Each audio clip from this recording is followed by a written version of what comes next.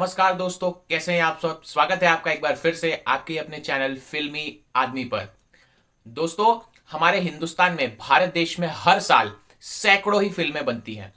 कुछ फिल्में इस प्रकार की होती हैं जिनका बजट बहुत कम रहता है, जिनसे लोगों को कोई खास उम्मीदें रहती नहीं है, लेकिन वो बाद में जाके अपने स्ट्रॉन्ग कंटेंट पर, कलाकारों की बहुत बढ़िया परफॉर्मेंस पर और फिल्म की एक स्ट्रॉन्ग स्टोरी के दम पे आगे जाके वो एक ब्लॉकबस्टर हिट साबित होती है, जिसमें बहुत बड़ा योगदान लोगों के द्वारा की गई माउथ पब्लिसिटी का भी रहता है। कुछ ऐसा ही हुआ था द कश्मीर फाइल्स फिल्म के साथ।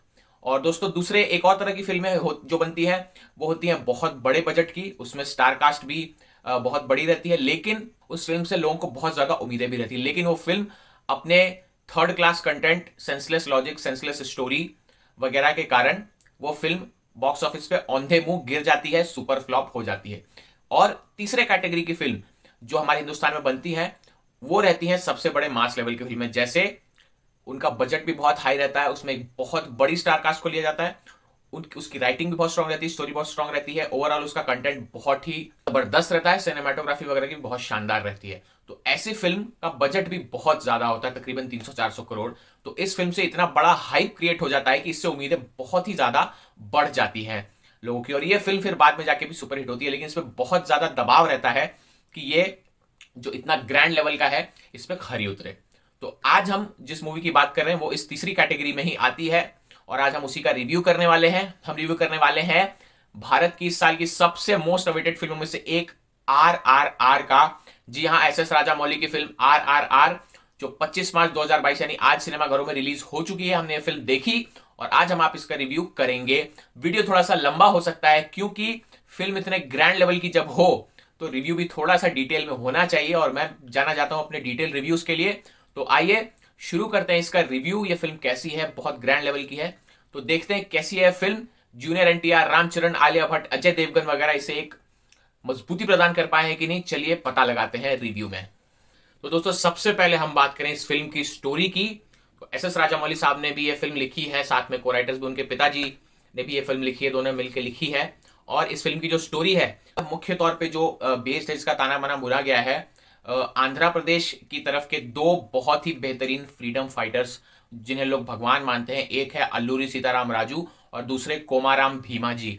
जी हाँ, इन दोनों के को ही ध्यान में रख के रामचरण और जूनियर NTR के कैरेक्टर्स गढ़े गए हैं, फिल्म में लिखे गए हैं, जिसमें रामचरण जो है अल्लूरी सीताराम राजू से इंस्पायर्ड कैरेक्टर के रूप में नजर आ रहे हैं, उनका नाम है राम। और जूनियर NTR नजर आ रहे हैं कोमाराम भीमा से इंस्पायर्ड कैरेक्टर में, उनका नाम है फिल्म में भीमा। और जो पूरा फिल्म का जो माहौल है वो रामायण को मद्देनजर रखते हुए बनाई गई है फिल्म। रामायण से ही जो है इंस्पायर्ड है इसके कैरेक्टर्स काफी सारे, जिसमें रामचरण का कैरेक्टर है जो जिसमें दिखाया गया कि वो अंग्रेजी फौज में रहता है और उसमें काम करता है, अंग्रेजों के लिए काम करता है। तो टोटली जो रामायण से जो इंस्पायर्ड है उसमें राम, सीता, हनुमान जो है, राम यानी रामचरण, सीता यानी आलिया भट्ट और हनुमान जो है हमारे जूनियर NTR। तो ये जो है रामायण के तीन प्रमुख कैरेक्टर हैं। और जो अंग्रेज हैं, ये स्टोरी है आजादी के पहले की, जब भारत देश आजाद नहीं हुआ था। अंग्रेज हैं पूरे राक्षस, राक्षसों का एक राजा है, अंग्रेजों का जो सबसे बड़ा अफसर है वो है रावण। तो पूरी कहानी का ताना बाना ये है। तो शुरुआत में हमें दिखाई देता है कि रामचरण का जो कैरेक्टर है अंग्रेजों के लिए काम करता है, उनकी एक बैक स्टोरी भी दिखाई जाती है जिसमें हमें आलिया भट्ट दिखाई देती है उनकी मंगेतर सीता के रूप में। रामचरण का नाम इसमें राम है, आलिया का नाम है सीता। और फिर उसके बाद एंट्री होती है हमारे जूनियर NTR की, सुपरस्टार जूनियर NTR की। वो भी अंग्रेजों के विरुद्ध ही लड़ाई कर रहे, एक रिवॉल्यूशनरी। उन्होंने एक भील यानी गोंड जाति के आदमी का कैरेक्टर किया है। वो भी आते हैं, वो भी अंग्रेजों से लोहा लेते हैं। दरअसल उनकी जाति की एक छोटी लड़की को अंग्रेज किडनैप कर लेते हैं, उसी की तलाश में वो आते हैं दिल्ली, उस शहर में जहां रामचरण पहले से ही अंग्रेजों के लिए काम कर रहे हैं। अब वो किस लिए काम कर रहे हैं, क्या उनका मिशन, उसमें जूनियर NTR जो आते हैं उनका मिशन क्या है। दोनों का मिशन अंग्रेजों के खिलाफ जो है लड़ना ही है, लेकिन दोनों के अपने अपने तरीके हैं। तो वो कैसे लड़ते हैं, क्या होता है, क्या दोनों दोस्त बन के अंग्रेजों के खिलाफ एक साथ लड़ते हैं, या दोनों एक दूसरे के दुश्मन हो जाते हैं, या अपने अपने तरीकों से अलग अलग लड़ते हैं, तो ये आपको फिल्म में जाके देखना पड़ेगा। मैं यार स्पॉयलर्स नहीं देना चाहता हूं लिटरली, क्योंकि इतनी बड़ी ग्रैंड फिल्म है, मैं चाहता हूं जाके देखो। तो स्टोरी का स्पॉइलर ज्यादा नहीं दूंगा, बस जो मैंने रेफरेंसेस जो थे इस फिल्म के वो आपको बताया स्टोरी के, तो क्योंकि ये फिल्म देखने के बाद ही आपको समझ आएगा जो ग्रैंड लेवल का यहां सिनेमा दिखाया गया है। तो अब अगर हम बात करें फिल्म के म्यूजिक की, तो फिल्म का म्यूजिक इस फिल्म का एक बहुत बड़ा एक्स फैक्टर साबित होने वाला है। इतना भरपूर लेवल का, बहुत ग्रैंड लेवल का बीजीएम बैकग्राउंड म्यूजिक दिया गया है। फिल्म के जो गाने हैं एक अलग ही एहसास कराते हैं। जब आप इसे थिएटर में बैठ के देखेंगे बहुत ज्यादा मजा आएगा। कानों को इतना बढ़िया म्यूजिक इसमें दिया गया है, पूरी फुल ऑन बीजीएम के साथ बेस वाले साउंड सब कुछ है, और गाने बिल्कुल सही सही जगह पे फिट बैठते हैं। जितने भी गाने हैं, नाचो नाचो वाला गाना आपने देखा था जो रिलीज हुआ था, बिल्कुल सही सिचुएशन में वहां पे फिल्म में डाला गया है, बैठाया गया है। और जो एक अभी आजादी का देशभक्ति वाला जो गाना आया था वो भी बिल्कुल सही जगह बिठाया गया है। जितने भी सॉन्ग्स हैं, जितने भी गाने हैं, बैकग्राउंड म्यूजिक बहुत बढ़िया तरीके से इसमें बिठाए गए हैं, जो इस फिल्म को एक टोटल मास एंटरटेनर बनाने में बहुत ज्यादा हेल्प करते हैं। तो अब अगर हम बात करें इस फिल्म की सिनेमेटोग्राफी कैसी की गई है और इसका जो वीएफएक्स वगैरह है, मैं वीएफएक्स वाला इसमें इसलिए ऐड कर रहा हूं क्योंकि इस तरह की फिल्म को सफल बनाने में वीएफएक्स का बहुत बड़ा योगदान होता है। तो सबसे पहले सिनेमेटोग्राफी की बात करते हैं। हॉलीवुड लेवल की सिनेमेटोग्राफी यहाँ पे नजर आ रही है फिल्म में। एक एक शॉट इतना खूबसूरती से फिल्माया गया है और एक एक शॉट अपने आप में ही एक कहानी इसमें कहता हुआ नजर आता है। इतने शार्प, इतने तगड़े तगड़े कैमरा एंगल्स लिए हैं कि आप दीवाने हो जाएंगे इसकी सिनेमेटोग्राफी के। क्लोज शॉट्स, वाइड शॉट्स, यहां तक कि ड्रोन शॉट्स भी इतने लाजवाब हैं कि आपके पास मुंह से वाह निकल जाएगा। जी हाँ। और वीएफएक्स की अगर बात करूं तो वीएफएक्स बिल्कुल रियल रखा गया है। कुछ कुछ सीन्स ऐसे आते हैं जिसमें लगता है कि हाँ भाई ये वीएफएक्स है, ये एनिमेटेड है, लेकिन बाहुबली की तरह ही 90% सीन्स में जो है वीएफएक्स ऐसा लगा कि बिल्कुल असली है। अब मैं सीन सुनाने के लिए आतुर रहा हूं जिसमें मुझे ऐसा लगा, लेकिन मैं बताना नहीं चाहूंगा, स्पॉइलर नहीं देना है, क्योंकि तो बहुत ही तगड़ा वीएफएक्स है, सिनेमेटोग्राफी भी बहुत ही तगड़ी है, बहुत जोरदार इस फिल्म को ये चीजें बना देती हैं।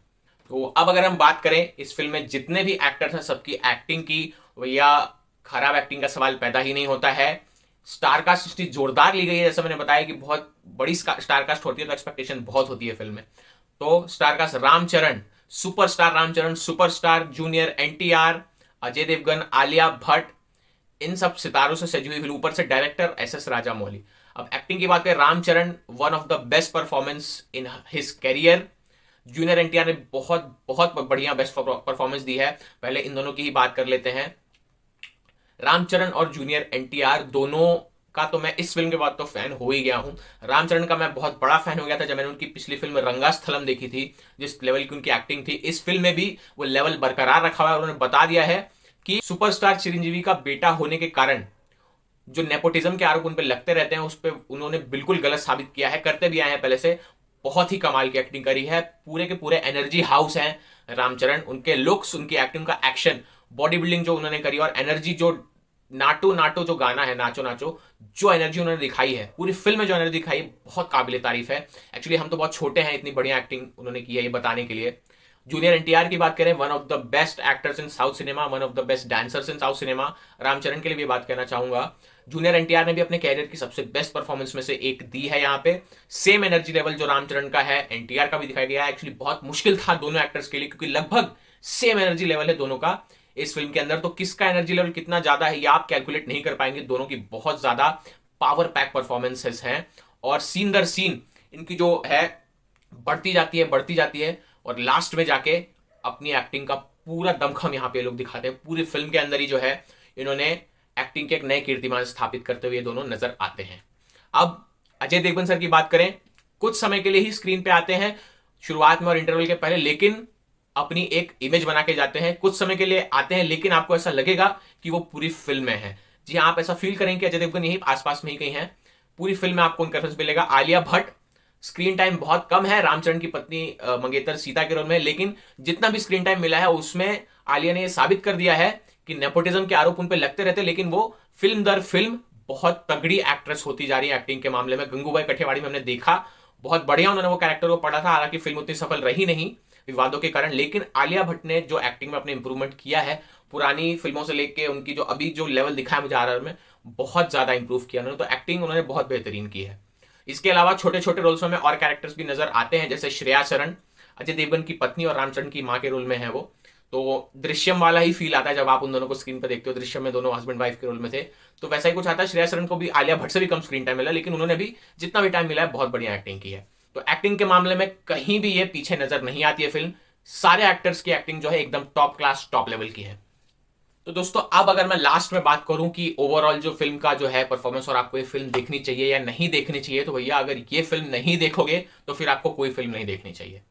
जी हाँ, ये बात मैंने कश्मीर फाइल्स के लिए भी कही थी, ये मैं आरआरआर के लिए भी कह रहा हूं, क्योंकि ऐसी फिल्में जो है बहुत कम बनती हैं। और गौर करने वाली बात है कि जब आरआरआर आज रिलीज हो रही थी तो इसके एक दो दिन पहले बहुत सारे लोग, बहुत सारे फिल्म समीक्षक, बहुत सारे फिल्मी पंडित जिन्हें हम कहते हैं, वो कह रहे थे कि आरआरआर जो है फ्लॉप हो जाएगी, क्योंकि हिंदी बेल्ट में जो है इसकी टिकट्स उतनी नहीं बिक रही हैं, सिनेमा हॉल खाली पड़े हैं, और जब ये रिलीज होगी तो इसको बहुत तगड़ी टक्कर मिलने वाली है। ऑलरेडी ब्लॉकबस्टर चल रही कश्मीर फाइल्स के से, और आरआरआर के पास एक हफ्ते का ही टाइम है, क्योंकि 500 करोड़ रुपए में फिल्म बनी है, सब कुछ झोंक दिया गया है प्रमोशंस में और इसको बनाने में, तो 500 करोड़ से ऊपर इसको कमाना होगा। लेकिन इसके पास एक ही हफ्ता है, क्योंकि कश्मीर फाइल्स पहले से ही चल रही है ब्लॉकबस्टर, उससे टक्कर मिलेगी, और एक हफ्ते बाद ही 1 तारीख को जॉन इब्राहिम की मोस्ट अवेटेड फिल्म अटैक आ जाएगी। तो दो तरफ से हमला होगा आरआरआर के ऊपर, उस पर सर्वाइव कर पाएगी कि नहीं।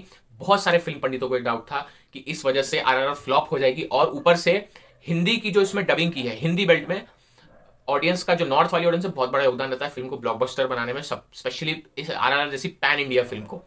तो हिंदी की जो डबिंग है जूनियर एनटीआर ने और रामचरण ने अपनी खुद की आवाज में करी है, मैंने देखा, तो कई लोगों को डाउट भी हो रहा था कि भाई कैसी आवाज होगी, हिंदी बोल पाते हैं कि नहीं, तो फिल्म देखने में मजा आएगा या नहीं, क्योंकि राधे श्याम में हम प्रभास की बहुत खराब हिंदी डबिंग सुन चुके हैं उनकी खुद की आवाज में, जो लोगों को बिल्कुल भी पसंद नहीं आई थी।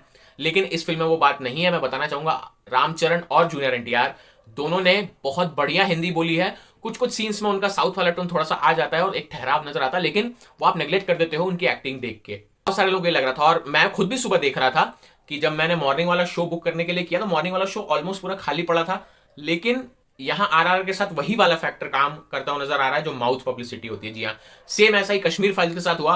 पहले दिन बिल्कुल शोज नहीं था, सिर्फ 600 स्क्रीन थी पूरे इंडिया में।